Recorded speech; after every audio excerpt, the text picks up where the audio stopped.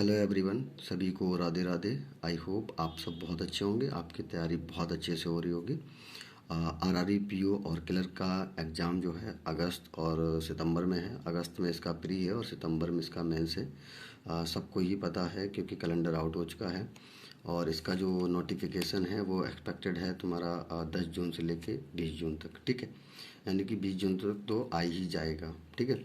और इसकी कैसे मतलब तैयारी करते हैं, क्योंकि आज है 20 मई।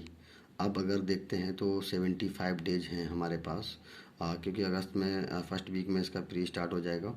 तो 75 दिन हैं अभी हमारे पास। तो उसी के बारे में बात करते हैं कि इन 75 दिनों में हमें कैसे पढ़ना चाहिए और कितना पढ़ना चाहिए, ताकि हमारा ये एग्ज़ाम क्वालिफाई हो, क्लियर हो, और हम जो है सब जो भी तैयारी कर रहे हैं अच्छे से, या जिन्होंने अभी स्टार्ट नहीं की है तो सब लोग बहुत अच्छे से तैयारी करके और अपना जो है वो ड्रीम पूरा करें, अपने सपनों को साकार करें, ठीक है। तो क्या पढ़ना है, कैसे पढ़ना है, कितना पढ़ना है, उसी की सब बात इस वीडियो में हम करेंगे। और आगे बढ़ने से पहले इतना बोलना चाहूँगा आप सबसे कि अगर आपने अभी तक चैनल सब्सक्राइब नहीं किया है तो प्लीज़ चैनल को सब्सक्राइब कर लीजिएगा, ठीक है। और वीडियो को अगर अच्छा लगे तो लाइक कर दीजिएगा, नहीं अच्छा लगे तो कोई बात नहीं, ठीक है। सो बस स्टार्ट करते हैं। देखो, ये है अपना प्री का, ठीक है। प्री में अब हम सबको मतलब मैं भी ऐसा ही करूँगा सेम। और प्री में क्या करना है, एक मॉक डेली देना है, ठीक है। चाहे आप किसी का भी दो, गाइडली का दो, ओलिव बोर्ड का दो, अड्डा का दो, टेक्स्ट बुक का दो, किसी का भी दो, आपको एक मॉक डेली देना है। और उस मॉक का प्रॉपर एनालिसिस करना है, ठीक है। यानी कि 45 मिनट का मॉक होता है और आपको 1 घंटा करना है, मतलब 45 मिनट मॉक करना है, उसके बाद 15-20 मिनट उसको अच्छे से एनालिसिस करना है, ठीक है। जो क्वेश्चन आपके नहीं बने उनको बनाना है, और जो क्वेश्चन बने हैं और थोड़ा अच्छे क्वेश्चन हैं तो उनको ये देखना है कि इनको हमें और जल्दी कैसे बना सकता था, ठीक है। उसके बाद रीजनिंग और क्वांट का आपको सेक्शनल देना है डेली। 20-20 मिनट के सेक्शनल होते हैं, तो आप एक एक सेक्शनल डेली लगा सकते हैं, ठीक है। लगाने को तो आप दो दो लगा सकते हैं, बट अगर दो नहीं लगा रहे हैं तो आप एक एक सेक्शनल तो मस्ट है आपके लिए, ऐसे समझ लो। ये दवाई है एक तरीके से आपको कि एक मॉक देना है डेली, और रीजनिंग और क्वांट का एक एक सेक्शनल आपको डेली देना है, ठीक है। उसके बाद बात करते हैं मैथ्स की। देखो, जिसका बेसिक कॉन्सेप्ट क्लियर हैं, ठीक है, और जिन्होंने मैथ को बहुत बार लगा रखा है तो उनको कोई ज़रूरत नहीं, बट जिनके कॉन्सेप्ट थोड़े मतलब भूल जाते हैं, या जिनकी थोड़ी प्रैक्टिस कम है, या मैथ जिन्होंने पूरा एक तरीके से नहीं लगाया है, तो वो लोग एक टॉपिक या मतलब किसी भी टॉपिक के 50 क्वेश्चन, 50 क्वेश्चन, 40 क्वेश्चन ऐसे करके अपना अपने हिसाब से बना लो, ताकि उसके 30, 40, 50 क्वेश्चन आप डेली लगाओ, ठीक है। जैसे एक दिन आपने एलिगेशन का लगा लिया, एक दिन आप परसेंटेज का लगाओ, एक दिन आप पार्टनरशिप का लगाओ, ऐसे करके। तो उससे क्या होगा कि आपका मैथ का कॉन्सेप्ट जो है वो रिवाइज होगा और आपकी मैथ में स्पीड बनेगी, ठीक है। क्योंकि प्री में पूरा खेल स्पीड का ही है, क्योंकि 45 मिनट का टाइम होता है और 80 क्वेश्चन होते हैं, तो हम लोगों को मतलब बहुत स्पीड की ज़रूरत पड़ती है।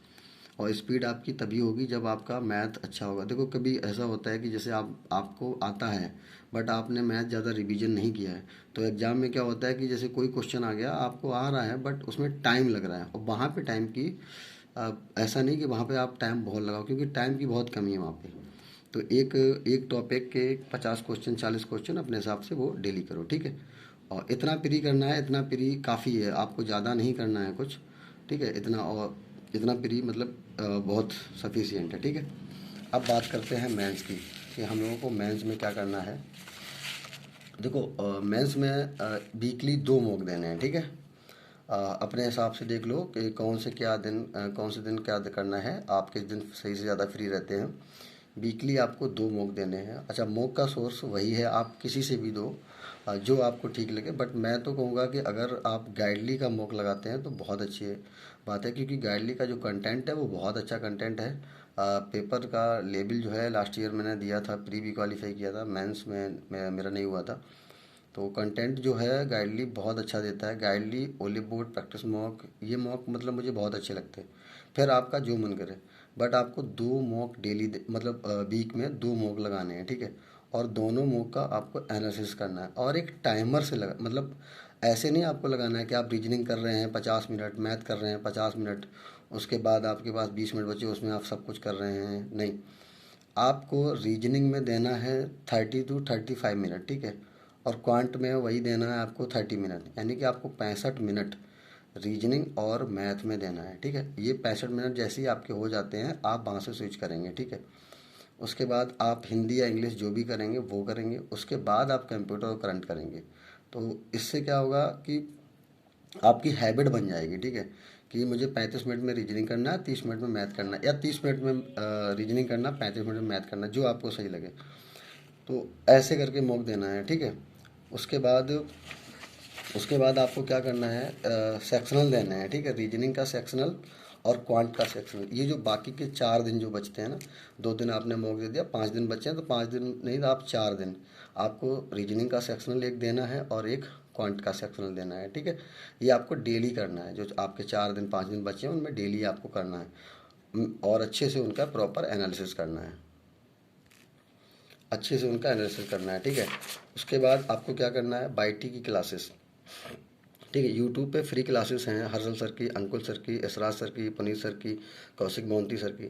तो इनकी ढेर सारी क्लासेस हैं। ठीक है, इनकी क्लासेस को आप डेली अटेंड करो, डेली इनकी क्लासेस लो। उससे आपको ये बेनिफिट होगा कि मतलब किस टाइप के न्यू क्वेश्चन जो है फ्रेम किए जा रहे हैं, या रीजनिंग में किस टाइप का नया है, तो वो अवेयर भी रहेंगे और नया नया आप सीखेंगे। ठीक है, और इन्हीं लोगों का प्रीवियस ईयर का इन लोगों ने पेपर कराया है मेंस का, तो वो क्लास आप जरूर इन लोगों की देखिएगा, किसी की भी देखिएगा, जो भी सर आपको अच्छे लगते हो या जो जिनका कंटेंट आपको सही लगता हो, तो उनकी आपको क्लासेस डेली देखनी है। ठीक है, तो इनकी क्लासेस आपको डेली फॉलो करनी है, डेली अच्छे से देखनी है और डेली सीखना है। ठीक है, क्योंकि आपको जब यही नहीं पता होगा कि मेंस में किस टाइप के क्वेश्चन आते हैं, तो फिर कोई मतलब नहीं है।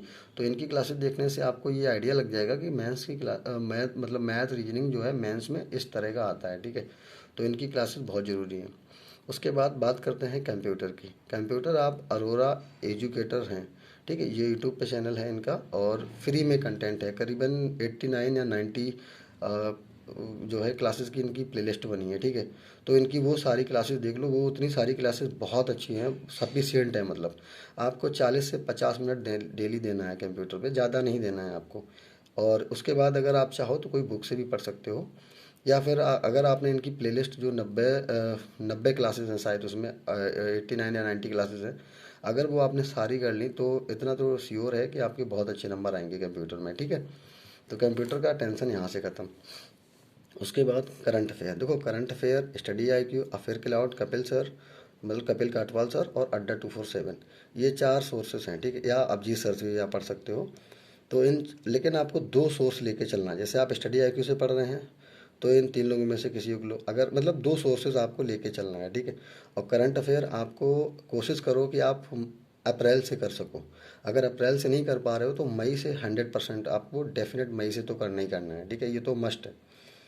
तो 2 सोर्सेस आपको करंट अफेयर के लेके चलना है। ठीक है, उसके बाद बात करते हैं बैंकिंग अवेयरनेस की। देखो बैंकिंग अवेयरनेस मैं स्टडी IQ से करता हूँ। ठीक है, क्योंकि बैंकिंग अवेयरनेस में स्टडी IQ से बेस्ट मुझे कोई नहीं लगा। बाकी आप किसी से भी कर सकते हैं, फेयर क्लाउड से कर लो या कपिल काटवाल सर से कर लो, अभिजीत सर से कर लो, तमाम टीचर हैं और सब अच्छा पढ़ाते हैं। तो आपको जिनका कंटेंट सही लगे, जिनसे आपका अच्छा लगे, आप उनसे कर लो। ठीक है, बैंकिंग अवेयरनेस और करंट अफेयर, ये दोनों चीज़ आपको अप्रैल से करो। अगर अप्रैल से नहीं कर पा रहे हो तो फिर आप इनको मई से करो। ठीक है, तो इतना ये हुआ। अब बात करते हैं हिंदी और इंग्लिश की। देखो हिंदी और इंग्लिश ये आप पे डिपेंड करता है। ठीक है, अगर आपकी इंग्लिश अच्छी है तो आप वहाँ पे इंग्लिश करो, अगर इंग्लिश नहीं अच्छी है, हिंदी अच्छी है तो हिंदी करो, या आपको दोनों एवरेज हैं तो आप मॉक में लगा के देख लो। ठीक है, कि आप किस में अच्छे नंबर ला रहे हैं, तो उससे आपका आइडिया लग जाएगा कि मुझे हिंदी में मेरे ज़्यादा अच्छे नंबर आ रहे हैं। ठीक है, तो ऐसे करके आप हिंदी और इंग्लिश का अपना अच्छे से इसको देख लो और अच्छे से कर लो।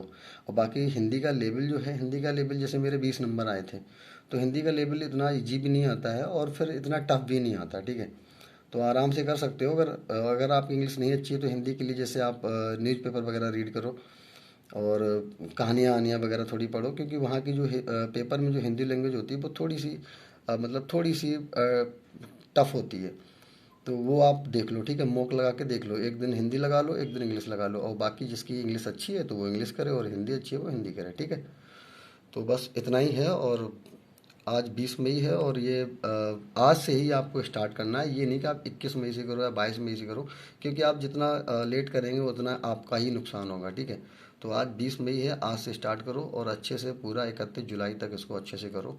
75 डेज हैं, ठीक है। जैसे आज मैं मॉक लगाऊंगा तो मैं शेयर करूंगा, प्री का मॉक लगाऊंगा वो भी शेयर करूंगा। आज से मैंने ये सोच लिया है कि 20 मई से और मेरा टिल एग्ज़ाम तक मुझे किसी भी तरह का कोई भी डिस्ट्रैक्शन नहीं चाहिए अपनी स्टडी में, और मैं 10 से 12 घंटा पूरा पढ़ने की कोशिश करूँगा, ठीक है।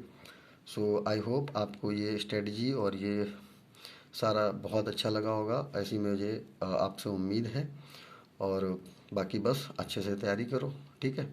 All the best. Radhe Radhe. Thank you so much.